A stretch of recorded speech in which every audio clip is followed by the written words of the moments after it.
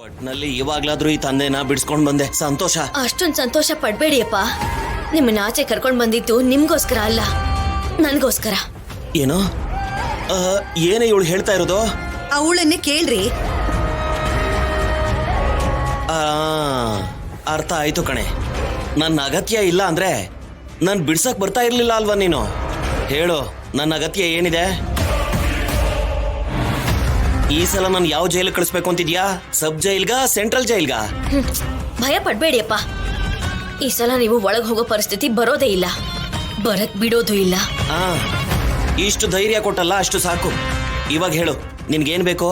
ನಿಮ್ ಅಳಿಯನಿಗೆ ಡಿವೋರ್ಸ್ ಬೇಕಂತೆ ಅಪ್ಪ.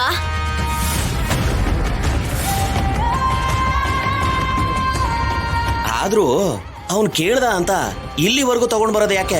ಆ ರಾಜಾರಾಮ್ ಅವ್ರಿಗೊಂದ್ ಮಾತು ಹೇಳಿದ್ರೆ ಅಳಿಯಂದ್ರು ಆಸೆನ ನೆರವೇರಿಸ್ತಿದ್ರು ಅಲ್ವಾ? ದೊಡ್ಡಪ್ಪ ಕೂಡ ಬದಲಾಗ್ಬಿಟ್ಟಿದ್ದಾರೆ ಅಪ್ಪ. ಮೇಲೆ ನೀತಿ ಮಾತುಗಳಾಡ್ತಾ ಒಳಗಡೆ ಪಿತೂರಿ ಮಾಡ್ತಿದ್ದಾರೆ. ಮಾವನ್ನು ಅದನ್ನು ಒಂದ್ ಮಾಡಕ್ ನೋಡ್ತಾ ಇದ್ದಾರೆ ಅಪ್ಪ. ಹೌದಾ? ಇದೇನು ವಿಚಿತ್ರ. ಆ ರಾಜಾರಾಮ್ ಅವ್ರ ಆತರ ಮಾಡಲ್ವೇ? ಸೀನನ್ನು ಅದೇನು ಒಂದ್ ಮಾಡ್ತೀನಿ ಅಂತ ಅವರಿಬ್ರು ಕೈನೂ ಜೋಡಿಸ್ಬಿಟ್ರು ಅಪ್ಪ.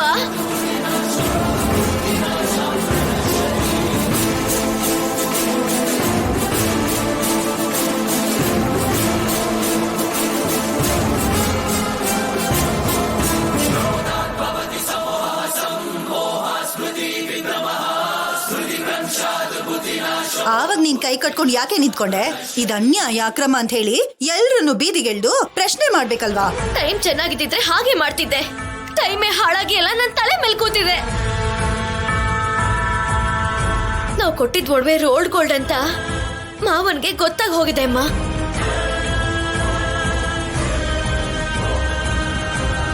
ಡಿವೋರ್ಸ್ ಪೇಪರ್ ಮೇಲೆ ಸೈನ್ ಮಾಡ್ಲಿಲ್ಲ ಅಂತ ಅಂದ್ರೆ ಒಡವೆ ವಿಷಯ ಅಮ್ಮನಿಗೆ ಹೇಳ್ಬಿಡ್ತೀನಿ ಅಂತ ಬ್ಲಾಕ್ ಮೇಲ್ ಮಾಡ್ತಾ ಇದ್ದಾನೆ. ಹಾಗೇನಾದ್ರೂ ಆದ್ರೆ ಅತ್ತೆ ನನ್ನ ಮನೆಯಿಂದ ಆಚೆ ಕಳಿಸ್ತಾರೆ.